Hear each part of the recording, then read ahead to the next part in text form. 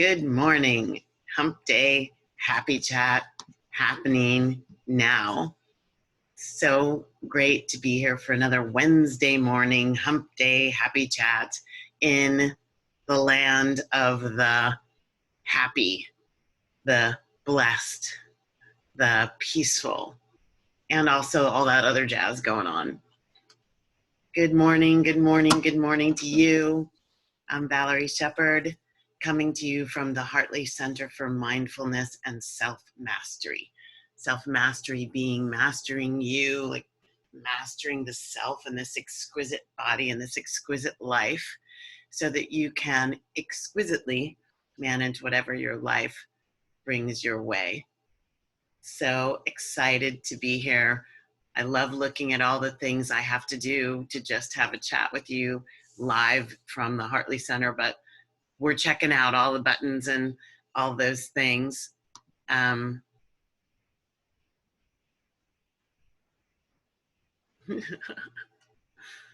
am just, hey, there's just comments happening and people joining and welcome, welcome, welcome. Welcome, welcome, welcome. Okay, let's try it a third time. Welcome, welcome, welcome. Thank you for being here. I love these Wednesday morning chats. There's so much going on right now, and I know that many of you are doing your darndest to make the most of this time. Everybody is doing their gratitude dance to the people who are keeping us going, from the funny videos, which I love. People are sharing all kinds of videos with me. You might know that I'm a certified laughter yoga teacher, instructor. And so my laughter yoga community is, as we have lots of things going on, and laughter classes and really cool stuff, which is always awesome. And I've been posting some of the things that people have been sharing with me, and I keep seeing this weird thing happening out of the corner of my eye. So I hope this video is okay on Facebook, y'all. I might have to put out my phone and check and see what's going.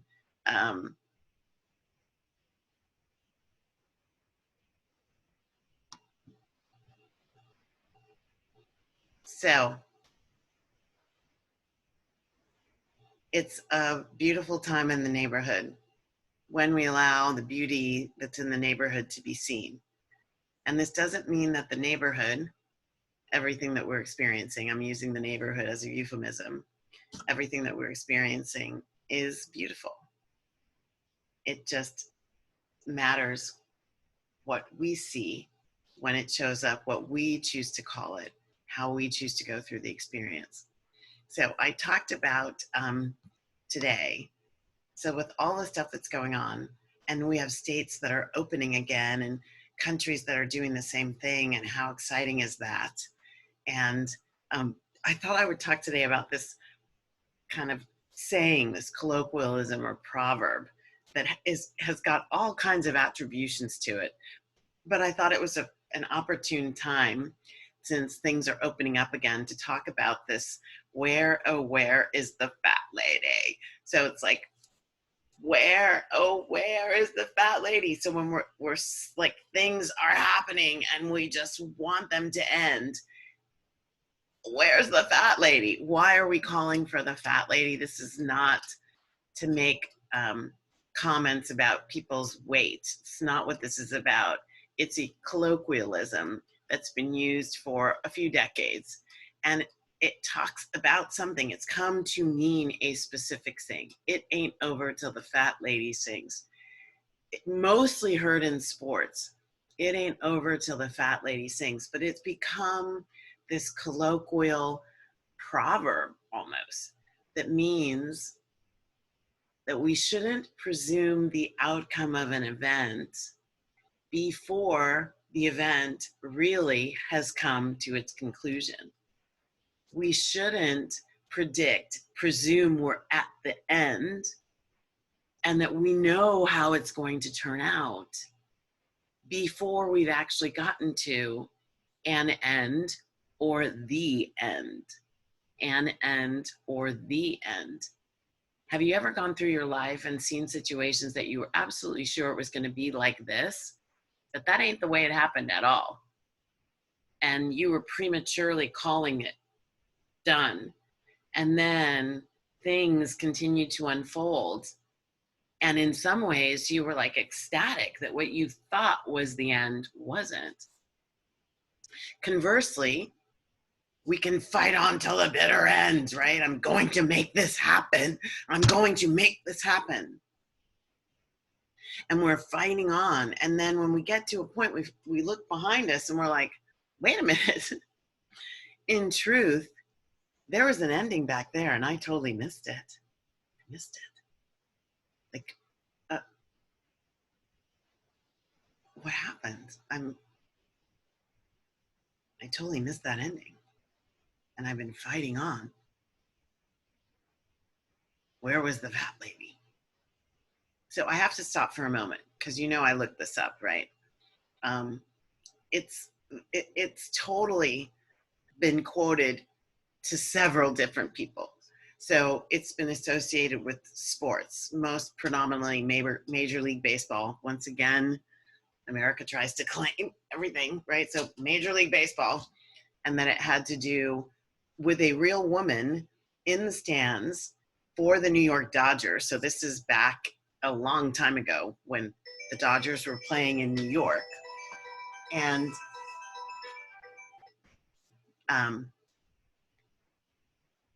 she would sing at the end of the game, and people started saying in Dodger Stadium that the game wasn't over until the fat lady sang. Other people said that it has to do with a bird, like it's actually from opera, that the sopranos in opera were usually buxom, full-bodied women, and that it comes from that, and that there's a couple of operas where there's actually a larger soprano singing for 20 minutes to close an opera. So we hear about the bird character who sings the Valkyrie at the end of Verdi's opera. We hear about that. We hear about Brunhilde. Like, it's really interesting to try and research where this phrase came from. But it signals that something is about to end. And so around the world, everybody's, clamoring for the fat lady to sing. I want to go back to work. I've even seen things like, I want to go get my hair done and get my nails done, which is funny. If you had a close-up camera, you'd be seeing kind of my cruddy nails. See how cruddy my nails are? Believe it or not, I polished these nails on Sunday. Today is Wednesday. I didn't do such a very good job. My problem is that I'm such a tomboy that I can't sit still long enough for them to dry. And so and then I start doing things, and well, you see what happens. I need to bring out my elegant lady self when I'm polishing my nails. I'm just glad that I had some pretty colors for spring to put on my nails. But anyway, so like, I want this to be over because I want to get back to my normal life. Get back to the way it used to be. Get back to the USSR. Oh, that's another song. Okay, so get back to the way I want to do it, right? I want the way I was living it, the way I felt safe, the way I felt comfortable. Back to when the situation felt manageable. Like the situation of my life. My kids have their routine. I have my routine. I'm doing my thing with my clients. I'm in my office. I'm dealing with the life that I had come to, well, I created it, right? I had come to expect it, believe in it, and move easily through it. Boy, do I get it. And we're clamoring for the fat lady to sing because we're so sure it's time for this to be over. And maybe it really is. And maybe it's not. And I'm not talking about for the world. I'm talking about for you as an individual. You are in the creator's seat when it comes to your happiness. You are in the creator's seat when it comes to the magnificence in your life. You are in the creator's seat when it comes to interpreting and understanding the unfoldments in your life and what they mean specifically for you. And I can guarantee you it's not going to be the exact same thing for anyone else. And so getting into this juicy, delicious relationship with what's happening, whether the fat lady's singing or not, is the way to go through life in the expanded I amness of the you that you came here to be. The expanded I amness of the you that you came here to be. So, what is that? Like, can we let go of the feeling of control and manipulation of my experience so that it gets back to where I feel I've got it? Or can I allow myself to experience it right now the way that it is showing up and see what's in it for me that creates a whole new muscle, a whole new ability, a much deeper experience of me even being the me that I'm being when I'm doing the things that I'm called to do. So when I go back to the sports analogy, like I love sports, I'm a sports hound.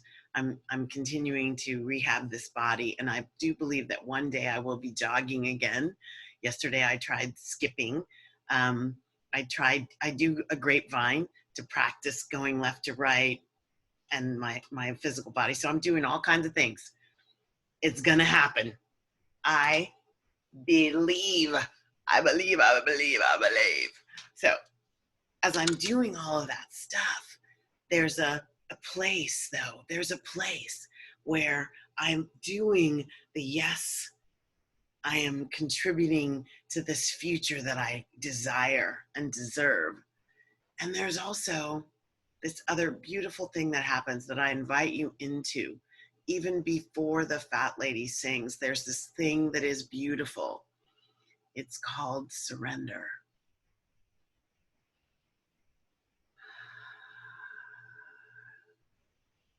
As a well-trained, well-oiled fighting machine, that word carried a lot of, for me, a lot of perturbation about that word. I come from a military culture, having been raised partially by a career Marine father, a high disciplinarian mother. There was a lot of command and control in my younger years, and I sometimes have brought that into my space in the things that I've done. Didn't always work for me. That's why I transformed it. But this whole thing about the word surrender, when the culture that I come from is more about fighting to prove, fighting to control, fighting to win, fighting to get through, fighting it so that I wrestle it to the ground and step over it victorious. So I'm going to give you another opportunity to be in relationship with that which feels a little bit disconcerting, with that feels like it's been here too long, with that feels like I cannot take it anymore for one more minute. Surrender, my friends.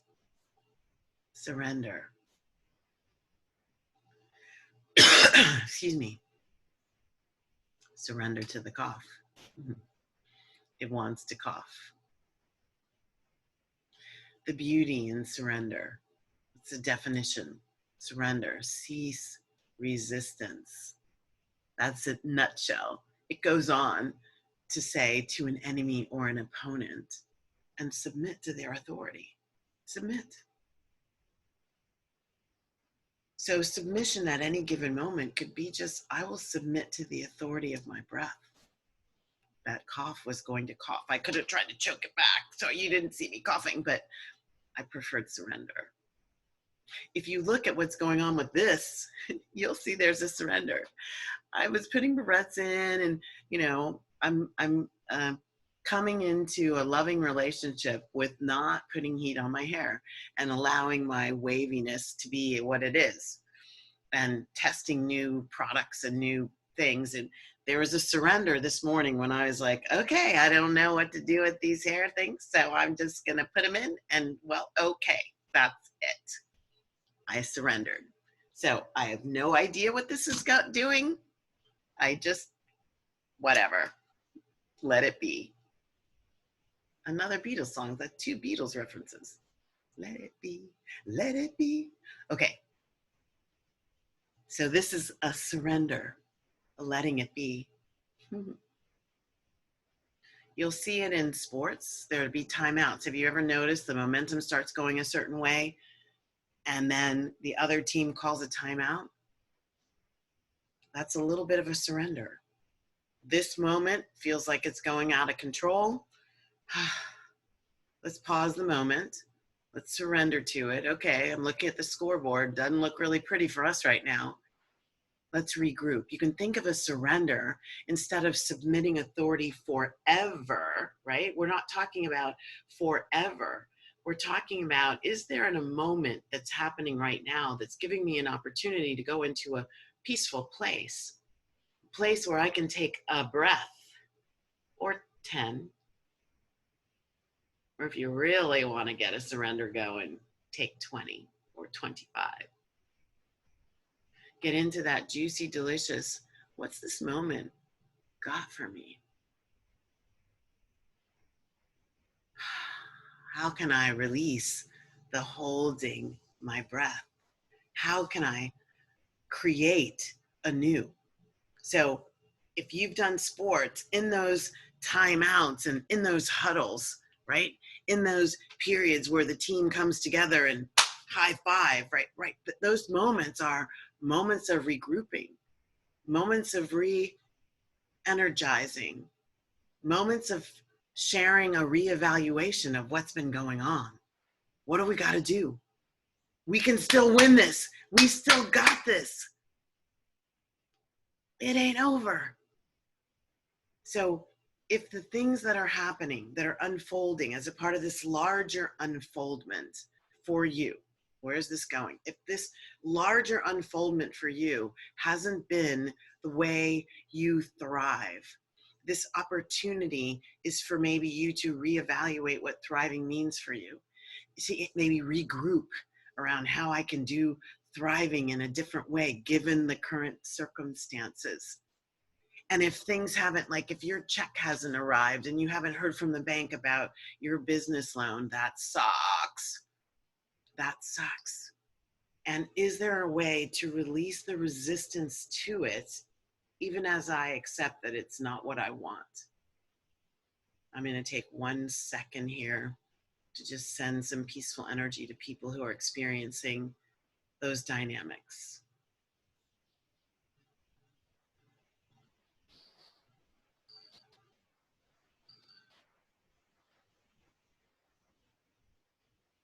And can you come into a peaceful surrender to that's what is, though I not like it this way, though I not choose it for myself, though I not want to be here forever, can't end here.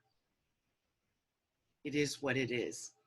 And so surrendering to it gives you a new foundation, a new platform from which to slow down and then to take on whatever the speeding up, whatever is calling to you in the speeding up.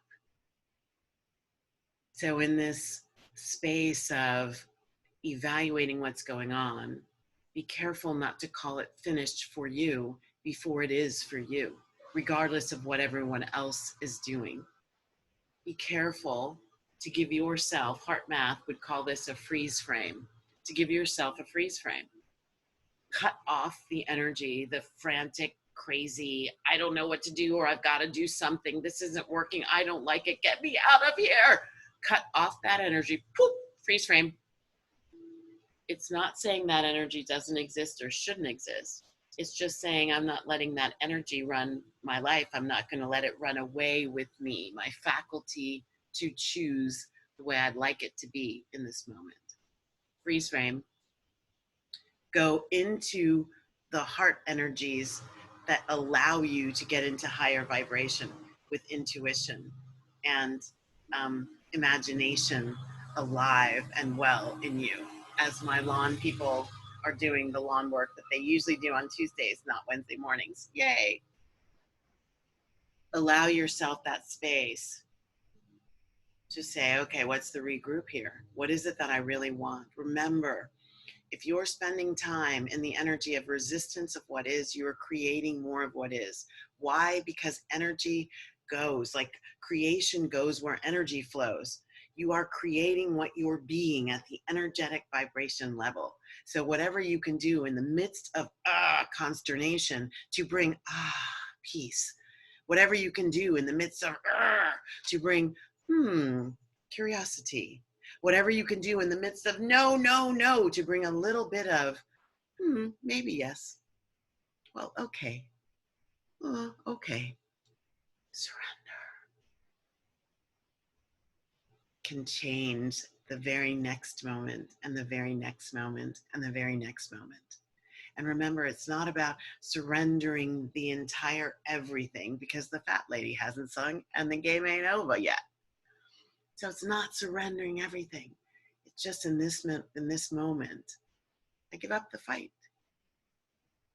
I choose peace. I choose joy. I choose gratitude. I choose a pause.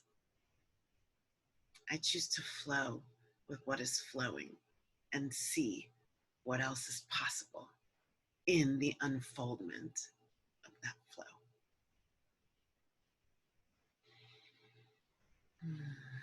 Remember, surrender is not giving up. Rather, it's really about how you set yourself up for what's coming next, how you allow yourself to feel contentment, gratitude, peace, as you plan your action steps. What's the next play in your playbook as things continue to unfold into new experience?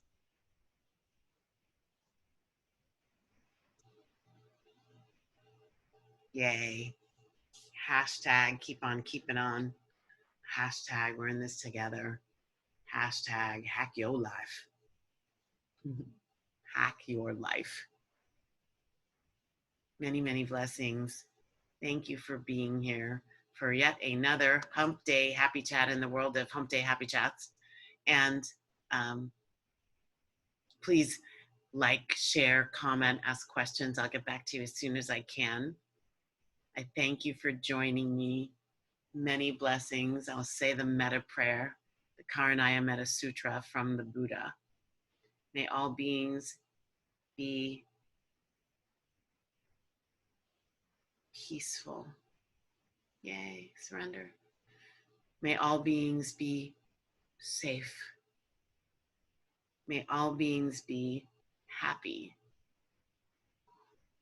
May all beings awaken to the light of their true nature. And may all beings be free. Emotional freedom, true nature, integrated human, spiritual person, living a high vibe, woke wowza life, people. Go on. You can do it. Many blessings. Thank you. See you next week. Hump Day Happy Chat, signing off.